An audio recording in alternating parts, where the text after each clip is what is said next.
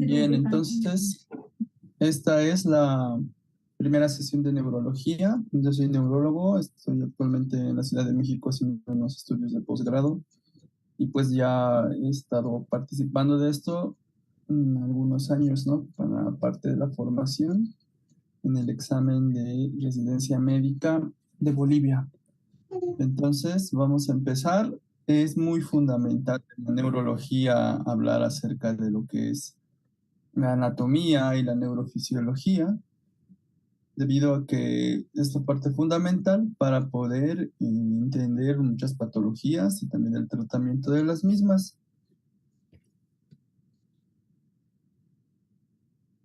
Vamos a pasar con la primera diapositiva. Esto es muy importante entender que frente a cualquier entidad neurológica o ustedes encontrándose frente a un caso clínico o preguntas de neurología, siempre entendamos en primer lugar cuál es el sitio de la lesión anatómica. Y esto se ve mucho en las escuelas de neurología, dentro de las cuales se tiene que entender exactamente cuál es el sitio anatómico que está siendo afectado, porque pueden ver bien este cuadro de relación. Por ejemplo, vemos que hay un compromiso en los ganglios basales, hablamos de una enfermedad de Parkinson o de una neuropatía craneal múltiple, o en el caso de que hay un compromiso de nervios craneales, también podemos, o algo que está a nivel de lo que es el puente, también podría estar comprometido el cerebelo. Y en el caso de lo que es una médula espinal, ver ya lo que es una injuria espinal o etcétera, tumores, abscesos. En el caso de la lesión de enfermedades que estén a partir del músculo, la segunda motoneurona, podemos encontrar enfermedades como la miastenia gravis, etcétera, neuropatías. Y al mismo tiempo tenemos que ver que nuestra sospecha de lesión anatómica se va a relacionar con hallazgos en el examen físico-neurológico, que es algo que vamos a ir desarrollando poco a poco en las siguientes clases, ¿no? Los siguientes días. Y esto más como algo introductorio, ¿no? El contenido, vamos a hablar acerca de la histología, la configuración externa, configuración interna del sistema nervioso, algo de las vías de transmisión nerviosa relacionado más a todas las áreas de Brodmann, y el sistema de irrigación cerebral, que es una base muy importante al momento de querer entender el stroke y el accidente cerebrovascular. Cuando hablamos de histología, tenemos que entender que la célula más importante dentro del sistema nervioso es la neurona. Desde luego, la misma está caracterizada y diferenciada de otro tipo de células porque ella pues tiene muchas prolongaciones y tiene la característica de ser excitable. Entonces, cuando hablamos de la neurona, entendemos que esta tiene muchos tipos porque varía en cuanto a longitud y también el número de ramificaciones. Hay algunas neuronas especializadas en la corteza cerebral o en el cerebelo que tienen múltiples ramificaciones. Y en el caso de la neurona, nosotros entendemos que una de las características más importantes de esta célula es el citoplasma, ¿sí? El citoplasma tiene múltiples proteínas, tiene múltiples desarrollos en cuanto al sistema, a lo que es el retículo endoplásmico rugoso, múltiples vesículas. A todo este conjunto de componentes de la neurona se le ha conocido como la sustancia de Nissl, debido a que esto dentro de lo que es la microscopía se valora como una imagen muy peculiar, que es lo siguiente que voy a mencionar. Como se puede ver acá, Morder a propósito. el cuerpo celular evidencia un citoplasma que es oscuro, ¿sí? Que dentro de lo que es la conglomeración de los diferentes cuerpos neuronales se va a evidenciar que tiene pues, una sustancia negra. Bien, continuamos. Y acá podemos ver que las prolongaciones de la neurona, la más extensa y la más prominente se va a llamar axón, que es por la cual van a poder salir las transmisiones nerviosas. Ten en cuenta que las dendritas o neuritas son aquellas que recepcionan aquellas transmisiones nerviosas. Entonces es muy importante y fundamental entender esto, que en la tinción y en la apariencia, que se va a poder ver cualquier tejido nervioso, todo lo que sea oscuro se relaciona más que todo con conglomeración de cuerpos neuronales. Ya les parecerá un poco más familiar el término sustancia negra y sustancia blanca, o podemos decir en todo caso lo que vamos a verlo más adelante, como conglomerados de cuerpos neuronales en la corteza. Bien, continuamos. Y una parte que no solamente la neurona forma parte del complejo de células dentro del sistema nervioso, sino también que tenemos a lo que son las células de la neuroglía, que son las células del sistema nervioso que no son excitables. Entonces, todas aquellas células del nervioso que no sean excitables forman parte del conjunto de la neuroglía. Entonces, ¿cuáles son los componentes de la neuroglía? Los astrocitos, oligodendrocitos, la microglía, el epidimocito. Cada una con diferentes funciones y algo que ustedes lo han podido seguro repasar ya en la universidad, incluso en la formación, en la preparación para este examen. Y acá les voy a dar simplemente un resumen, ¿no? Que es muy importante entenderlo porque más adelante vamos a también relacionar estos conocimientos con otros. Los astrocitos forman parte de lo que es el apoyo del sistema nervioso, son multifuncionales y son aislantes eléctricos de la transmisión nerviosa. Vale decir que tenemos que teniendo en cuenta que la neurona emite constantemente diferentes estímulos nerviosos que son excitables. Entonces, al estar esta neurona rodeada por todas estas células celestes, son los astrocitos, funcionan como un aislante eléctrico, cosa que estas transmisiones nerviosas no salten a otro tipo de células. También están los oligodendrocitos, que son los encargados de formar la valla de mielina en el sistema nervioso central, y lo hacen de múltiples veces a la vez, como podemos ver acá en la imagen, acá un poquito donde estoy señalando. Se puede hacer que el oligodendrocito está a la vez formando la valla de mielina en una célula y en otra. O sea, esta mielinización es múltiple. La microglía, que se encarga de lo que es la efectora inmunitaria, que se encarga de lo que es la regulación y la presentación del antígeno a las células encargadas de la inmunidad. El ependimocito, que se encarga de recubrir las cavidades donde circula el líquido cefalorraquídeo. Acá podemos ver un poco del epéndimo, que es el tejido que recubre aquellas cavidades del sistema nervioso donde circula el líquido cefalorraquídeo. Entonces, estas han sido las células de la neuroglía. Vamos a avanzar un poco más adelante teniendo en cuenta que no, con motivos de que puedan ustedes aprovechar la clase, no se puede prolongar demasiado. Tenemos que hablar de las cosas más importantes y teniendo en cuenta que en cada clase va a aportar mucho los conocimientos previos que ustedes tienen sobre este tema y lo que están estudiando durante estos días. Vamos a también hablar acerca del sistema nervioso periférico, teniendo en cuenta que se caracteriza más que todo por el conglomerado de axones que va a haber y los nervios que se van a formar a partir de los mismos. Entonces vamos a ver acá. Voy a usar el puntero.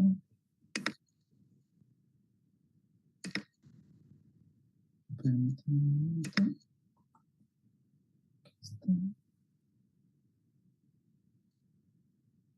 Ya, muy bien.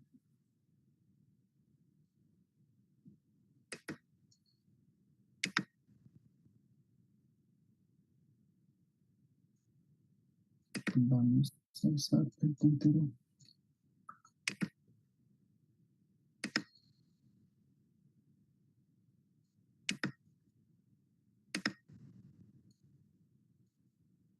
Ya está. Ahora sí, entonces podemos entender que dentro del sistema nervioso periférico, todas estas fibras que componen los nervios están mielinizados, en la mayoría, sobre todo aquellos que emiten y transmiten impulsos motores. Los que no van a recibir mielinización son aquellos nervios que forman parte del sistema nervioso autónomo. Entonces, dentro de lo que es y la diferencia con el sistema nervioso central es múltiple, pero acá tenemos lo que es esta área de lo que es el axón del sistema nervioso periférico, y donde podemos ver que existen lo que son los nodos de Rambier, ¿no? Los espacios por donde cual se pasa la conducción saltatoria. La región próxima al nodo se conoce como el paranodo y la próxima al paranodo como el yuxtaparanodo. Entonces, de esta manera podemos ver en este gráfico que existen tanto canales de sodio como canales de potasio y canales de diferentes proteínas como la contactina, el caspr1 y que son los gangliósidos. Todo esto se va a poder evidenciar y se va a poder representar y se va a repasar una vez más en la fisiopatología de la enfermedad de Guillain-Barré, que es un tema que se va a avanzar durante los siguientes días.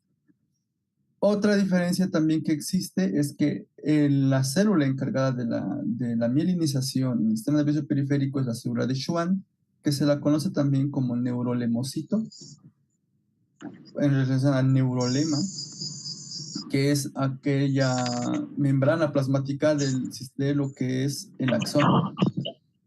El tipo de mielinización que se genera a partir de esta célula es de un tipo espiral. Una célula se va a encargar de mielinizar una fibra como tal, como se puede evidenciar en el gráfico que se encuentra en la parte inferior.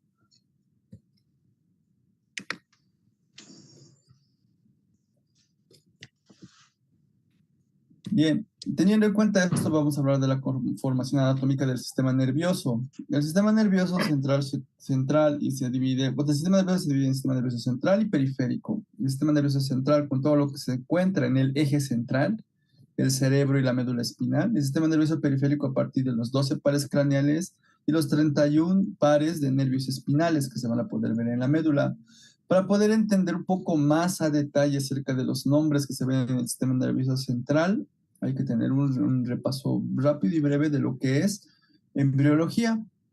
La neuroembriología parte de lo que es la formación del tubo neural en las primeras épocas de la vida, en la cual podemos ver que se dilatan, se forman tres vesículas primitivas. ¿Sí? Tres vesículas primitivas, una a partir del prosencéfalo, otra del mesencéfalo y otra del rombencéfalo. Son las tres vesículas primitivas. Recordar esos nombres nos van a permitir entender más adelante por qué algunas estructuras tienen tales nombres. Entonces, la parte del prosencéfalo, que es la parte mucho más anterior del tubo neural, más adelante, ya con el cierre del tubo neural, va a dividirse en otras dos vesículas. Pero teniendo en cuenta que este tubo neural durante los primeros días de la neuroembriología tiene unas características importantes, porque ese tubo neural va a presentar tres diferentes zonas. Una zona ventricular, una zona intermedia, que está marcada acá, y una zona marginal, que es la parte que se encuentra un poco más exterior. La zona ventricular es muy importante porque la misma a partir de ella, la división celular, la proliferación, va a hacer que este tubo crezca cada vez más y el crecimiento de este tubo va a permitir que se vayan a formar diferentes pliegues. Tal igual a que un tubo que va empezando a crecer y no tiene mucho espacio para formarse, empieza a tener pliegues, o sea, vale decir, desdoblarse hacia el lado externo, como se puede ver en el gráfico que se encuentra en la parte inferior. La zona intermedia se va a encargar de formar la sustancia gris y la zona marginal la sustancia blanca. Y eso pues vamos a desarrollarlo un poquito más adelante en otro tipo de imágenes. Estas tres vesículas primarias ya tienen su crecimiento mayor y empiezan a diferenciarse en otro tipo de vesículas cuando se produce el cierre del tubo neural el día 28. Posterior al cierre del tubo y al crecimiento constante de las células nerviosas, va a haber estos plegamientos que ya había mencionado, y el prosencéfalo va a dividirse en telencéfalo y diencéfalo. El mesencéfalo va a crecer y se va a quedar como tal con el mismo nombre. Y el rombencéfalo va a presentar una diferenciación del metencéfalo y el mielencéfalo.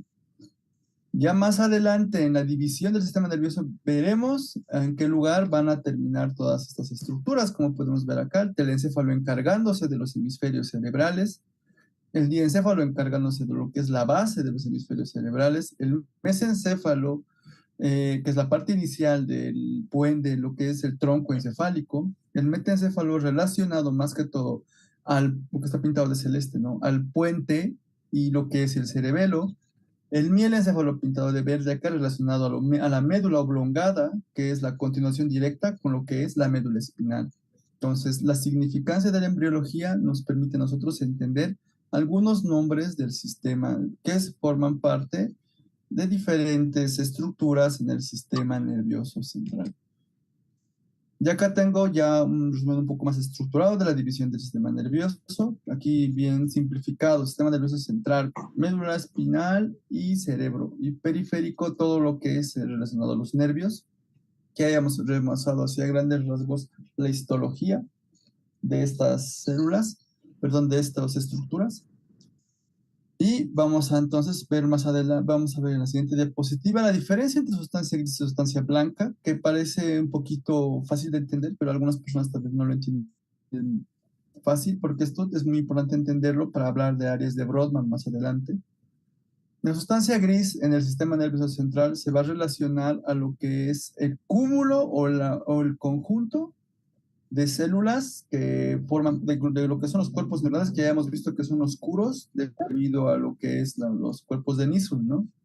Aquí se puede ver la materia gris, ¿no? Dentro de lo que es las circunvoluciones. Y a partir de los cuerpos celulares, la aparición de los axones y la sustancia blanca, que va a evidenciarse en el cerebro como en comisuras y tractos. No olvidar que también en lo que es la médula tenemos la misma configuración, sustancia gris en el centro y sustancia blanca en la periferia, que es muy diferente a lo que es en el cerebro, donde vemos que a la periferia se encuentra la sustancia gris y en la parte central, en la parte interior, la sustancia blanca. Recuerden que se llama sustancia blanca más que todo porque son todas las estructuras revestidas de mielina, que es, pues, más que todo lípidos y se ven como algo blanco. Y lo que es gris, ya vuelvo a decirlo, que es de cuerpo celular neuronal que se podría ver en los cortes histológicos de esa manera. En el sistema nervioso periférico, la sustancia gris se va a poder evidenciar en los ganglios y estos ganglios se encuentran cerca de lo que es las estructuras de la médula y la columna espinal. Acá podemos ver lo que es el ganglio de la raíz dorsal, a partir del cual salen y emergen diferentes prolongaciones sensitivas. Entonces, todo lo que sea en el sistema nervioso sustancia gris es ganglios, todo lo que es sustancia blanca, nervios periféricos. Continuamos ya hablando de estructuras un poquito más avanzadas. Ya en el cerebro, la subdivisión simple del cerebro se ve en diencéfalo y telencéfalo.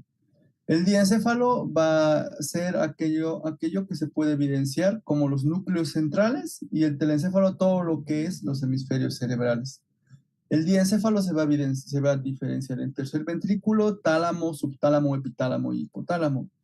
Acá tenemos lo que es el diencéfalo y podemos ver que en la parte del tercer ventrículo, que el tercer ventrículo lo voy a poner en otros cortes, el tálamo se evidencia a este nivel, el subtálamo, todo lo que se encuentra debajo del tálamo, y lo que está evidenciado con diferentes colores y diferentes núcleos es lo que es el hipotálamo y sus diferentes núcleos.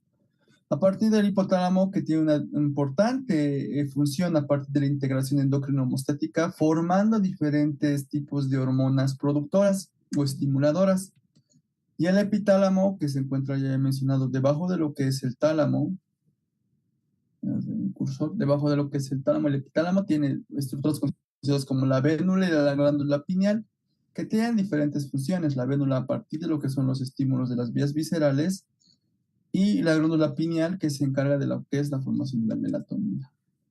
Dentro del cerebro y la configuración externa de la misma, tenemos que tener en cuenta que existe lo que se ve acá en esta imagen, en la parte central, que es el surco central, a partir del cual se va a poder evidenciar la circunvolución o lo que es el surco precentral y el surco postcentral. También hay un surco muy importante que se encuentra acá, que es el surco lateral, que estoy ya mencionando aquí, haciéndole estoy mencionando con el cursor, y a partir del cual se puede dividir a lo que son los diferentes lóbulos, en lo que es el frontal para arriba, el temporal para abajo y el frontoparietal ya un poco más hacia el lado occipital. También evidenciamos el surco parieto-occipital que se encuentra aquí atrás, que va a dividir a lo que es el lóbulo parietal del lóbulo occipital. Y dentro de lo que es la parte del lóbulo occipital, el surco calcarino, que es en donde se va a encontrar aquellas neuronas encargadas de la percepción o los estímulos visuales primarios. Bien, teniendo en cuenta los principales surcos para poder entender más o menos en qué lugar nos encontramos, podemos encontrar lo que son las diferentes áreas de las funciones cerebrales superiores. Tenemos que tener en cuenta que el lóbulo frontal va a presentar la corteza diferentes tipos de todo lo que se relacione con la parte motora, todo lo que sea movimiento, ya sea movimiento organizado, movimiento que es un poco más avanzado o de asociación. ¿Ya que se diferencia eso? Cuando hablamos de la que es el estímulo motor primario, nos relacionamos más que todo a lo que es la intención del movimiento. Cuando yo estoy durmiendo y quiero levantarme, esa es la idea, levantarse. Y todo eso, todo ese procedimiento, todos esos pasos que se siguen, salen y empiezan en lo que es la corteza motora primaria. Ya en lo que es la corteza de asociación, se habla de movimientos un poquito más estructurados, por ejemplo, caminar, manejar en bicicleta, poder realizar ese tipo de movimientos requiere un poco de coordinación entre diferentes semicuerpos, el lado izquierdo y el lado derecho, movimientos músculos agonistas, músculos antagonistas, a partir de lo que es la movimientos de asociación o inclusive algunos movimientos que son un poquito más, por ejemplo, o sea, un poquito más, podemos decirlo, no voluntarios, como por ejemplo los movimientos oculares. Cuando tenemos reflejos, escuchamos un sonido que está viniendo de atrás y movemos los ojos, o alguien nos habla hacia la izquierda y ambos ojos de manera coordinada nos miran hacia un lado izquierdo, o en algunas diferentes situaciones, como por ejemplo cuando uno se encuentra corriendo, cuando uno se encuentra en un vehículo o cuando se encuentra dentro de lo que son diferentes juegos de diversión, donde existe mucho movimiento y debe existir mucha coordinación en cuanto a lo que es los estímulos vestibulares y los estímulos visuales. Ahí es donde trabajan la corteza de movimiento de asociación, la corteza prefrontal. Y también lo que se relaciona al área de Broca, a todo lo que es el lenguaje hablado, ¿no? Y el lenguaje hablado es movimiento, igual el movimiento de la boca, el movimiento de la garganta. Entonces, relaciónenlo siempre todo lo que sean estímulos de movimiento con lo que son el lóbulo frontal y sus diferentes circunvoluciones. Cuando hablamos del lóbulo temporal, tenemos que hablar más que todo de acá, del área de Wernicke, que es aquella área de la interpretación de lo que es el lenguaje, interpretar el lenguaje, lo que ahora yo estoy comunicándome con ustedes pueden entenderlo a partir de esta área, ¿no?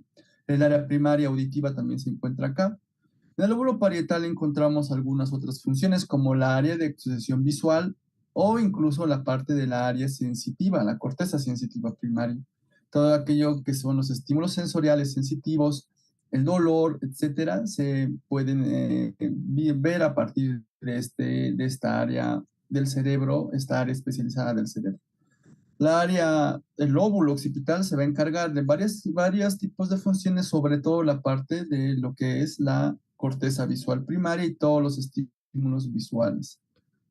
Bueno, habíamos hablado también que los componentes del cerebro, aparte de los ventrículos y lo que es el parénquima cerebral, perdón, tenemos que ver en parte de lo que es el parénquima cerebral también los ventrículos, que son estas áreas que se encuentran en el cerebro donde circula el líquido cefalorraquídeo. Entonces, tenemos los ventrículos laterales que se pueden ver acá, los estoy señalando. El tercer ventrículo que se encuentra a este nivel, que tiene más o menos una forma, es única y tiene una forma un poco ovalada, que se comunica a través del oculto de Silvio con el cuarto ventrículo que tiene ya una forma más ventricular y va un poco más hacia la región del tronco encefálico, hacia esa altura más o menos. Entonces tenemos acá estas diferentes estructuras que son los sistemas ventriculares que tenemos que tener en cuenta más que todo al momento de ver imágenes como la tomografía y la resonancia magnética que tienen unas formas peculiares y que nos tienen que nosotros diferenciar de lo que es el tejido cerebral para no tener sospechas de otro tipo de entidades patológicas nerviosas, neurológicas, perdón. Entonces, dentro de la configuración interna, nosotros tenemos que volver a ver esta parte, ¿no? Lo que es la corteza cerebral y todo lo que es la sustancia gris, que se puede ver acá en la periferia, ¿no? Ya habíamos hablado de que ahí se encuentran neuronas con diferentes funciones, funciones motoras, funciones sensitivas, funciones visuales, funciones auditivas, funciones de coordinación motora, funciones de lo que es la parte comunicacional, la interpretación del lenguaje, la vocalización del lenguaje. Pero también tenemos que ver que también existe sustancia gris en el interior, y esos son los núcleos basales, como se pueden ver acá, en este corte. Se puede evidenciar que existen lo que es los principales núcleos basales, que son el cuerpo estriado y el claustro, que lo voy a mostrar acá. El cuerpo estriado, que se va a formar a partir de lo que es el núcleo caudado y el núcleo lenticular o lentiforme. Entonces acá tengo lo que es el núcleo lenticular, que se puede ver acá como una forma de un lente, ¿sí? Donde está la E y la I, ahí se puede ver como un lente, si quieren ustedes, cóncavo convexo, que va a estar dividido en dos estructuras, lo que es a ese nivel, los elementos del globo pálido y el putamen. También se ve el núcleo caudado, que se puede ver acá, que está mencionado acá como la cabeza del núcleo caudado, acá se puede ver. Todos estos relacionados a movimientos un poco más avanzados, o sea, no solamente la corteza que se encuentra en la parte frontal se encarga de esto, sino también algunas estructuras que se encuentran acá, más que todo para regular el movimiento, porque la intención del movimiento es una, ¿no? Saber que tú tienes que levantar la pierna para poder empujar el pedal al momento de manejar la bicicleta, pero lo que hacen esos núcleos a partir de lo que son los neurotransmisores, los diferentes circuitos que manejan, es regular este movimiento, para que esos movimientos no sean muy torpes, ¿no? Los movimientos sean finos y puedan coordinarse con los movimientos del otro hemicuerpo. También tenemos acá lo que es el claustro, y acá está evidenciado cerca de lo que es la cápsula externa. Las cápsulas son elementos y estructuras de sustancia blanca. Aquí el claustro también se encarga de la regulación del movimiento, aunque sus funciones por completo todavía se encuentran en estudio. Y el núcleo amigdalino, más o menos, que se encuentra a este nivel, cerca de lo que es el ventrículo lateral, que se encarga también de coordinar algunos tipos de funciones autonómicas. Dentro de lo que es la sustancia blanca, que también tenemos que hablar de eso en la configuración interna, que son todas aquellas agrupaciones de axones que salen de lo que es la corteza. Ciertos centros de movimiento se tienen que coordinar con ciertos centros de sensibilidad. Ciertos centros de sensibilidad tienen que coordinar con centros auditivos y así sucesivamente. Tienen que coordinarse la parte auditiva con la parte visual. Cuando tú escuchas algo y diriges tu mirada hacia un lugar, cuando eras niño y escuchabas la campana, escuchabas el timbre del recreo y tú te dirigías o sea, a donde venía el estímulo. Cuando alguien te llama y tú diriges no solamente los ojos, sino también los movimientos, el movimiento del cuello, el movimiento de la cabeza. Cuando tú ves estímulos de peligro y tú tienes que dirigirte, tienes que correr hacia lugares donde estés más seguro. Cuando empieza a llover y tú sientes la lluvia, escuchas los rayos, escuchas el trueno y tienes que dirigirte a un lugar seguro para cubrirte de la lluvia. Entonces, toda esa coordinación de los constantes estímulos y de diferente relación que tenemos con la naturaleza se tiene que realizar a partir de lo que es las comisuras y los tractos, relacionando diferentes áreas primarias del cerebro. Entonces, estas estructuras nerviosas son mielinizadas, desde luego, y el elemento más importante de todo es el cuerpo calloso, porque es aquel que va a conectar tanto el hemisferio derecho como el hemisferio izquierdo. Y teniendo en cuenta que, sobre todo, como por ejemplo, el hemisferio izquierdo, que es el hemisferio donde generalmente se ve el lenguaje, vamos a esperar que se apague el micrófono, por favor. Apaguen su micrófono. Apaguen su micrófono. Señorita. ¿Era negro? ¿Gordo? ¿Con lentes? Junior, ¿quieres pues su micrófono? Micrófonos, por favor. Sáquelo, doctor. Ténelo. Muy bien. Entonces, vemos que esta parte, que dentro de las estructuras de la sustancia blanca, la más importante ya has mencionado, que es el cuerpo calloso, porque es la de conexión tanto del hemisferio derecho como del hemisferio izquierdo.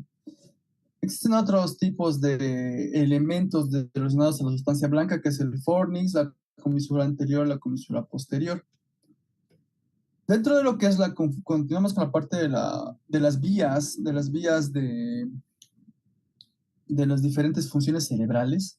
Ya he mencionado que la parte del lóbulo frontal presente este tipo de áreas, el área 4 y el área 6 de Brodmann, relacionadas a lo que es la función muscular, movimientos aislados o movimientos que son un poco más del área con motora suplementaria, que se relaciona con lo que son los movimientos, habíamos dicho, más relacionados, que realizan mayor interacción entre diferentes áreas del cerebro, por ejemplo, los movimientos conjugados de los ojos. También el lóbulo frontal, un área muy importante que es el área 44-45, que es el área de Broca, donde se va a relacionar con la producción del habla. Existen otras áreas corticales en el lóbulo parietal, por ejemplo, que habla de lo que es la parte de la sensibilidad, el giro postcentral, que habla de las sensaciones globales, el área 3, 1, 2 y 4. El lóbulo occipital con el área visual primaria, relacionada con la corteza, con el surco calcaríneo y la corteza próxima a este surco, donde se ve que es el área de Brodmann 17, que recibe toda esta información de la retina. Dentro de lo que es el lóbulo temporal, habíamos hablado de que también se habla de lo que es la comprensión del lenguaje a partir de lo que es la área 21 y 22, a este nivel. Y lo que es el área auditiva, ¿no? La área primaria auditiva, que es la área 41-42, que está relacionado con la recepción de todos los estímulos auditivos.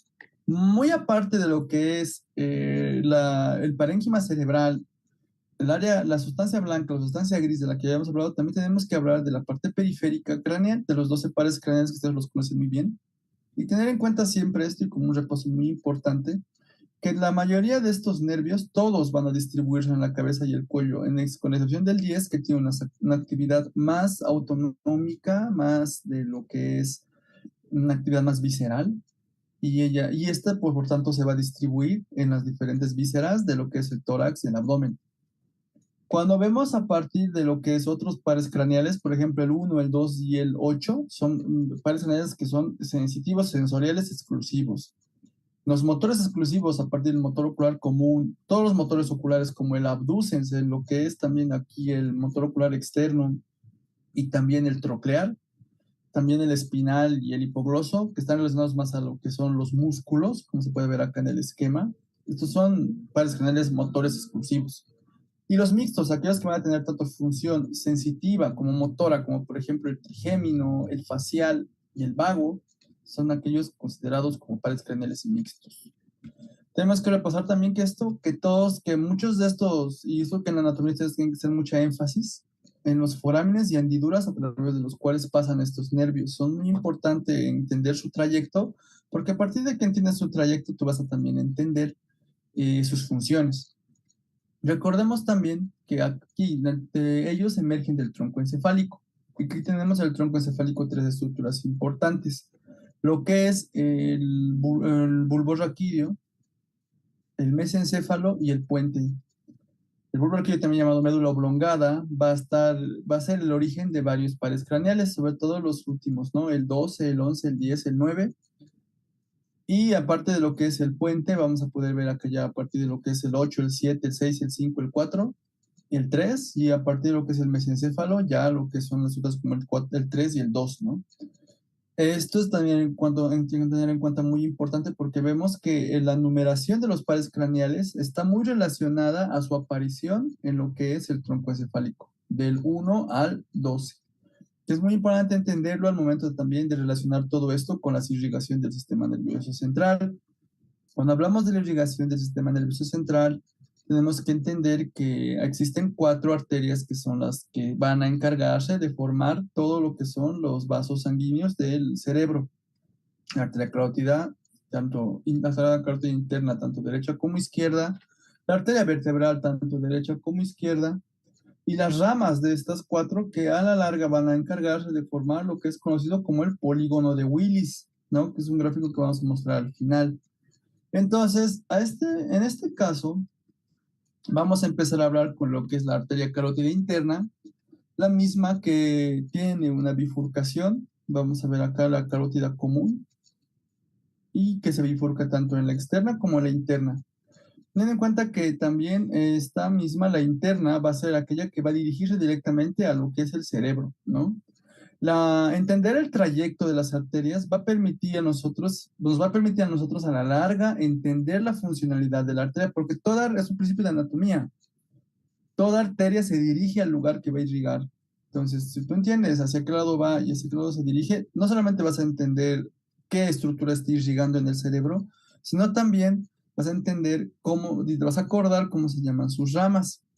Entonces, si tienen en cuenta que esta arteria va a ingresar a lo que es el cráneo por el conducto carotidio, o parte del hueso temporal, y va a tener un trayecto horizontal hacia el seno cavernoso, que es un lugar donde se van a encontrar muchísimas estructuras venosas, arteriales y nerviosas, donde, por ejemplo, cuando hay una infección aquí a este nivel de lo que es el seno cavernoso, puede existir lo que es el síndrome del seno cavernoso, que el paciente va a presentar, por ejemplo, compromiso de múltiples pares, ¿no? Oculomotores, también parte de lo que es la parte de la arteria, la parte de los senos venosos. El paciente va a tener proptosis, o sea, va a tener mucho lagrimeo, va a tener como una salida de, si quieren entenderlo usted, como un exoftalmos, como ese signo que presentan algunos pacientes que tienen enfermedades en la tiroides, y va a presentar quemosis, va a presentar dolor, va a presentar parálisis de pares craneales. Entonces,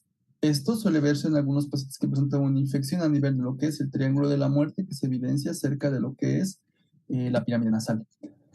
Bien, eso como algo de relación anatómico-patológica, ¿no? Cuando hablamos de sí, seguimos hablando de la carótida interna, vamos a entender que después de su trayecto horizontal va a retroceder, y así va a llegar a lo que es el surco cerebral lateral, donde esta arteria va a terminar en la división de arteria cerebral anterior y arteria cerebral media. Entonces, ¿cómo termina la carótida interna? Termina como la división de arteria cerebral anterior y arteria cerebral media. Luego, acá la misma carótida interna, antes de su división final, va a presentar diferentes ramas. Aquí podemos ver, acá voy a mostrarles, ¿dónde está el curso?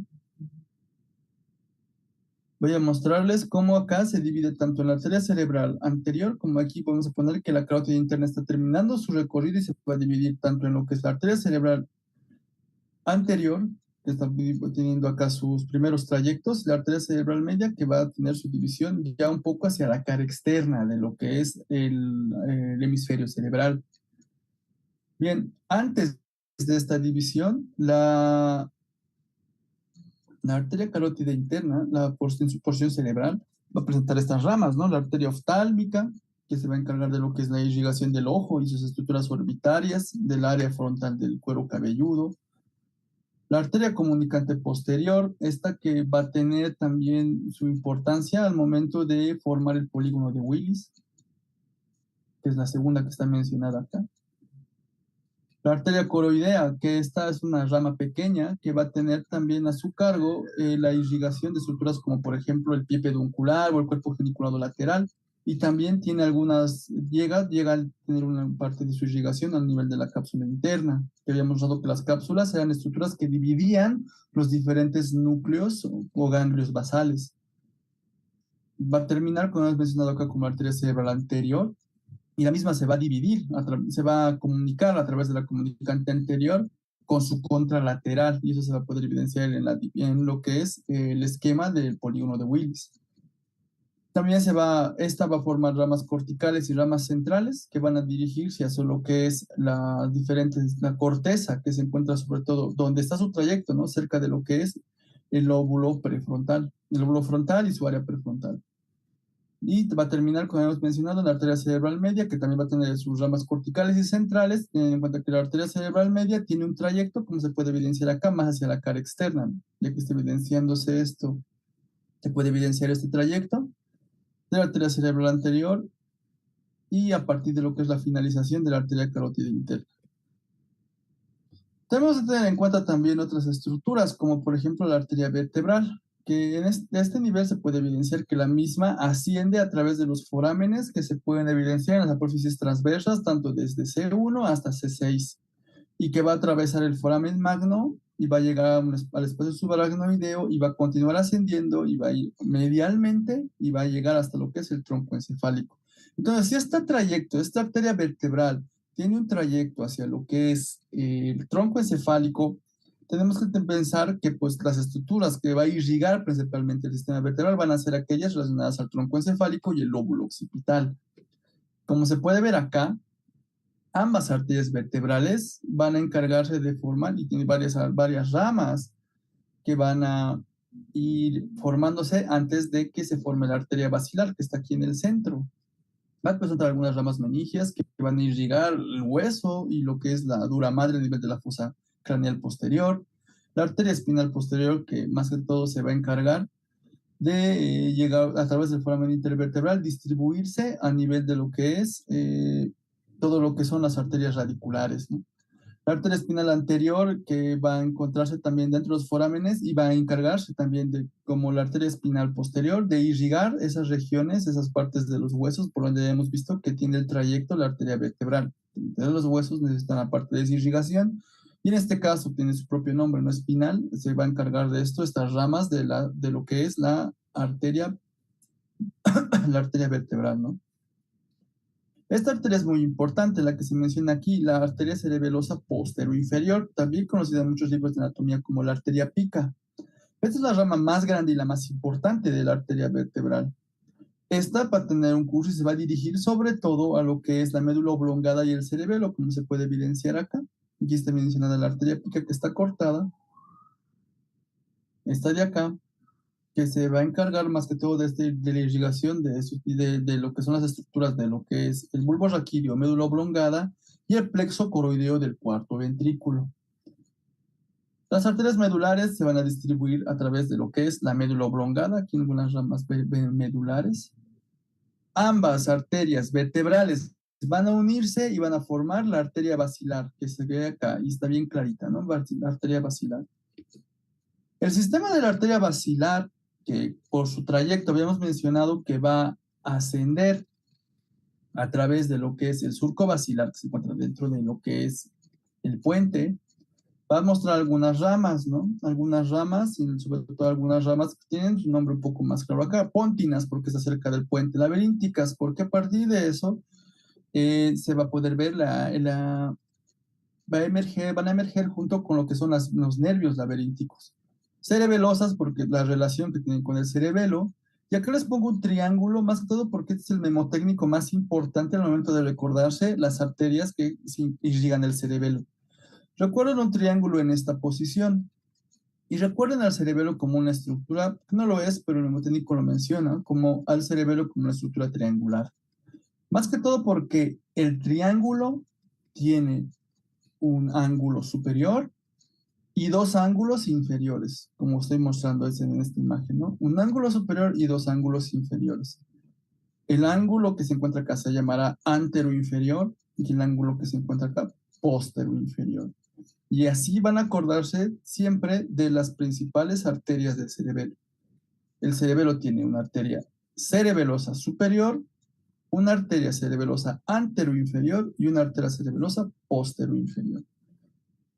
Entonces, así vamos a acordarnos también de la siguiente rama, que es la rama anteroinferior. La arteria cerebelosa anteroinferior, lo vamos a ver como la AICA, va a presentar un trayecto que va a ir hacia atrás y lateralmente porque está rodeando al cerebelo y va a irrigar las paredes anterior e inferior del cerebelo. ¿Sí? La pared, así, sobre todo la parte inferior, ¿no? Teniendo en cuenta que algunas de sus ramas van a irse a lo que es la parte superior de la médula oblongada.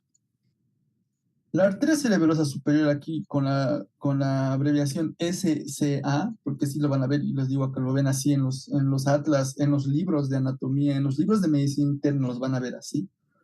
La arteria cerebelosa superior, esta, como podemos ver, empieza a emerger de lo que es la terminación de la arteria basilar, porque aquí ya está terminando la arteria basilar, y va a tener un trayecto a través del cual va a rodear al pedúnculo cerebral, perdón, y va a irrigar toda la región superior del cerebelo, tal como dice su nombre, ¿no? Cerebelosa superior.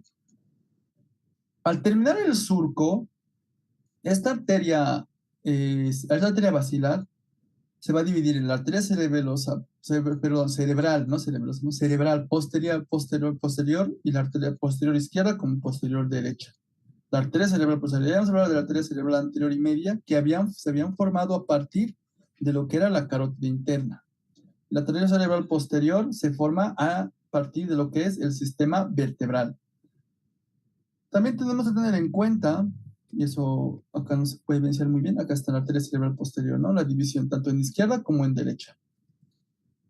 Estas van a presentar, al igual que las otras arterias, ramas corticales y centrales, ramas que van a ir hacia la corteza o van a ir un poquito más hacia estructuras de la sustancia blanca, y va a finalizar y se va a poder evidenciar en lo que es el polígono de Willis, porque es un polígono, porque todas estas arterias que hablamos en realidad forman un circuito, es un circuito, y un circuito es, recuerden que el concepto de circuito es algo que no tiene un fin, o sea, estas arterias terminan en otras arterias, la arteria carótida termina en la arteria cerebral media y termina en la arteria cerebral anterior, la arteria vertebral se unió con la otra, con la derecha, y formó la arteria basilar, y la arteria basilar forma lo que es la arteria cerebral posterior, sigue siendo un circuito, y la arteria cerebral posterior va a comunicarse con el sistema carótido interno, o sea, con las arterias cerebral anterior y cerebral media a través del ramo comunicante posterior. Bien, entonces cuando hablamos ya acá como tal del polígono de Willis, tenemos que entender pues que esta se va a encontrar en lo que es la fosa interpeduncular de la base del encéfalo, y esta va a formarse a partir de la anastomosis de todas estas arterias, ¿no? Arteria cerebral anterior, arteria cerebral posterior, la comunicante anterior, comunicante posterior. Esta y la parte de la memoria está fácil, ¿no? Como arteria cerebral anterior, arteria comunicante anterior, cerebral posterior, comunicante posterior. Y luego los dos afluentes más importantes, la arteria carótida interna y la arteria basilar. Hemos dicho que la arteria basilar en su finalización va a formar la arteria cerebral posterior, y la arteria carótida interna al terminar va a formar la arteria carótida anterior, perdón, la arteria cerebral anterior. Esto va a representar una distribución simultánea de ambos sistemas a cualquier parte de ambos hemisferios. Esto quiere decir que si hay, por así decirlo, una embolia y por tanto se detiene la irrigación del cerebro en cierto lugar, se va a poder compensar esta irrigación a partir de otras ramas, de los circuitos que se encuentran en el lado contralateral. Sin embargo, esto va a permitir de que la isquemia se pueda controlar. La isquemia va a existir, eso lo vamos a ver en stroke. La isquemia va a existir, pero se va a poder controlar a partir de lo que es los circuitos arteriales, en este caso, a partir del polígono de Willis, que tiene la forma del polígono, ¿no? Como se puede ver, la arteria cerebral anterior, que forma uno de los lados, la arteria carótida interna, que forma uno de los ángulos, la arteria cerebral posterior, que se forma a este nivel, y acá tenemos esta formación que es conocida como el polígono de Willis, que una vez más lo vamos a repasar cuando veamos el tema de stroke y accidente cerebrovascular. Las conclusiones del tema del día, de la sesión del día de hoy, tenemos que considerar, tenemos que tener conceptos firmes en anatomía. Si quieres estudiar temas de medicina interna relacionados a neurología, tienes que tener un repaso anatómico previo. Encontrar la localización de la enfermedad, como habíamos mencionado en la primera diapositiva, nos permite entender con profundidad el sistema nervioso y también las entidades y la patología relacionada a la misma. El cerebro pues tiene infinidad de células. Habíamos mencionado que diferentes de estas neuronas se encuentran en diferentes lugares y espacios en el cerebro y van a tener diferentes especialidades. Algunas serán más motoras, otras más con más sensibilidad, otras más con la parte auditiva, otras con la parte visual. El sistema vascular a través de las arterias va a presentar un sistema de irrigación según las áreas que se van a afectar. Por ejemplo, si alguna vez tienen una afectación de aquellas arterias que se encuentren cerca del lóbulo parietal, entonces nosotros entenderemos que este paciente va a tener problemas sensitivos. Si va a tener un stroke o va a tener un accidente cerebral, como una hemorragia en arterias cerebrales que están cerca del lóbulo frontal, nosotros entenderemos que pues estos pacientes tendrán un compromiso motor, no podrán hablar, por ejemplo, o no podrán movilizar un lado del cuerpo. El conocimiento agrupado de la funcionalidad y irrigación del sistema nervioso nos va a permitir comprender entidades que mencionan stroke, neumonía cerebral, epilepsia, entre otras. Y bien, hasta ahí la parte de lo que es neurología. En el primer tema, la parte que es las bases y lo que es la parte anatómica fisiológica, ustedes entenderán que pues este es un tema extenso, ¿no? Que requiere también el apoyo de cada uno de ustedes para poder repasar, utilizar esta base para poder profundizar mucho más. Creo que es un tema que pues podría haber en 2, 3, 4 horas, pero pues con motivos pedagógicos pues no nos nos corresponde estar hablando 3, 4 horas sobre algo que pues a la larga no lo van a entender o su capacidad para poder recepcionar información pues se va a ver limitada. Recuerden esta frase y pues si alguna duda tuvieran, estoy atento a sus preguntas.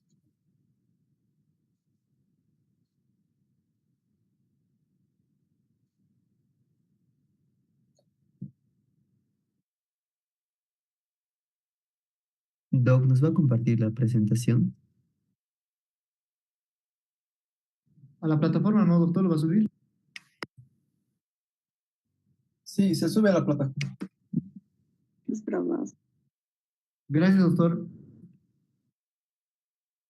Bien, pasamos a las preguntas.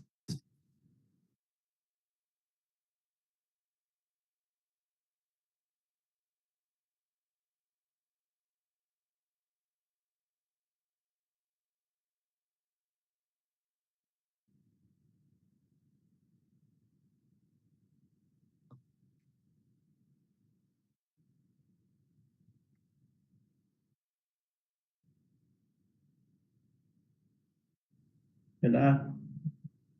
Ah, doctor.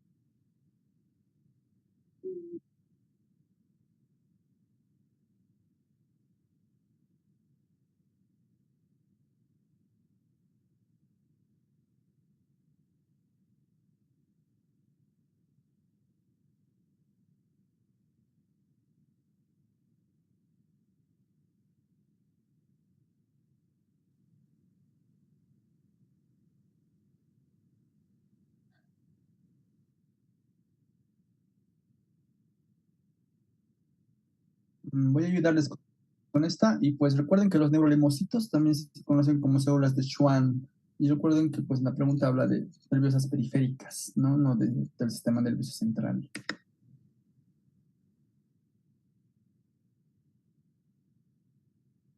D.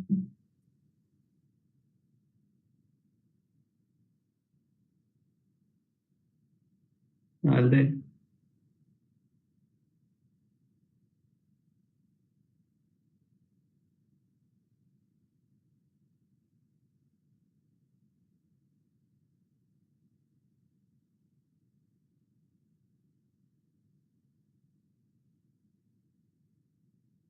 El E.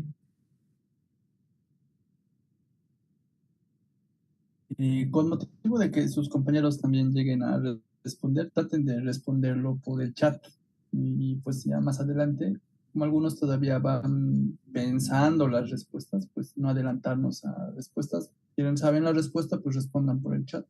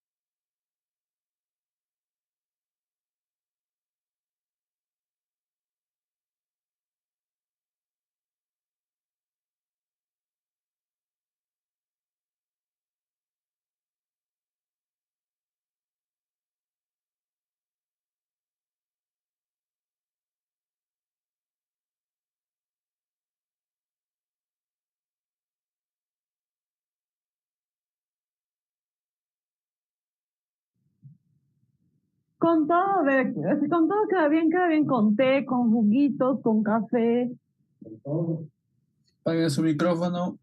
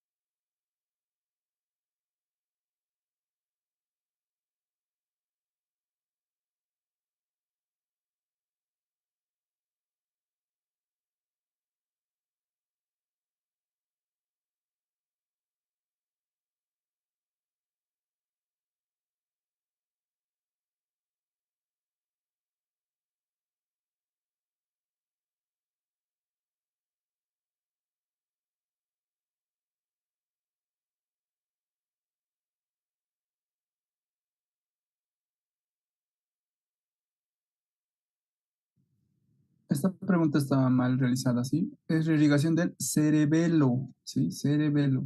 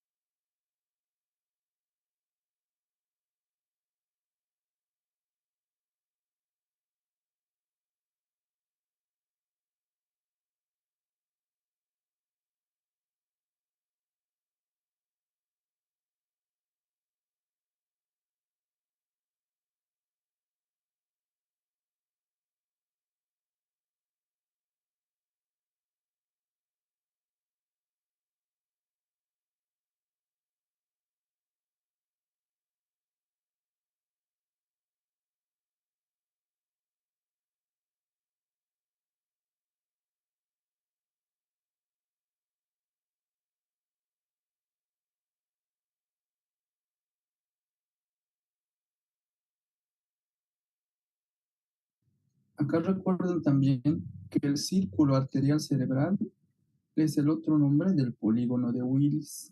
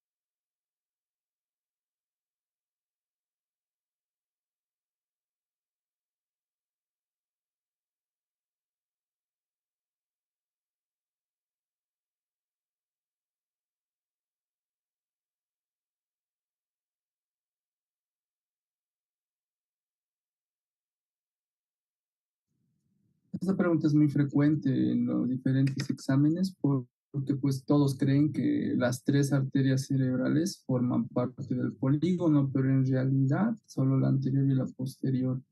Pese a que en sus gráficos ustedes vean pues la media ahí, pero pues en realidad no forma parte del polígono como tal. Ya Pero hemos doctor, pasado eso. la arteria cerebral media, como deriva de la arteria carótida interna y da, llama la oftálmica, ¿no forma parte entonces a la coroidea y a la oftálmica? Claro que Bueno, forma yo parte, ahí, claro que forma parte de la irrigación cerebral, eso sí, pero acá habla del círculo arterial cerebral y ese es el polígono de Willis. Entonces, por eso les dije que, y vale muy bien la pregunta que haces, ¿no? Porque hay que aclararlo, y está desde luego bien formulada. La pregunta que estamos poniendo acá es el círculo arterial cerebral, que es el polígono de Willis. Cuando ves el polígono de Willis como tal, la arteria cerebral media no forma parte del polígono, pero sí forma parte de la irrigación cerebral, eso sí. ¿Así queda claro? está bien, doctor, claro. Voy a Eso anotar. sí, desde luego, para aclararles.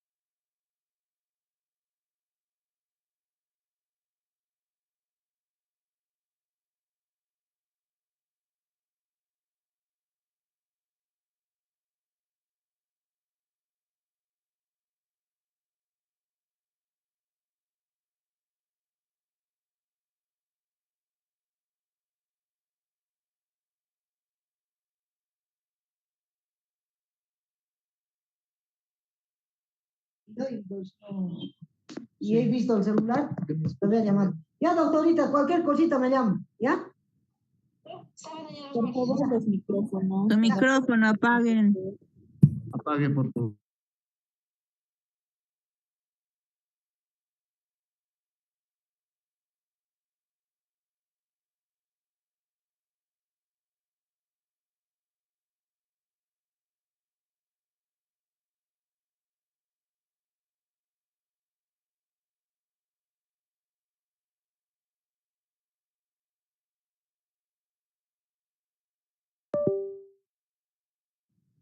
El día de mañana vamos a hablar acerca de cefaleas, así que traten de darle una repasada previa y ahí vamos a poder tal vez entender mucho mejor todos los diferentes apoyos que voy a poder darles el día de mañana. Listo, Doctor, gracias, doctor. ¿usted va a subir el video? Su plataforma, toda su plataforma.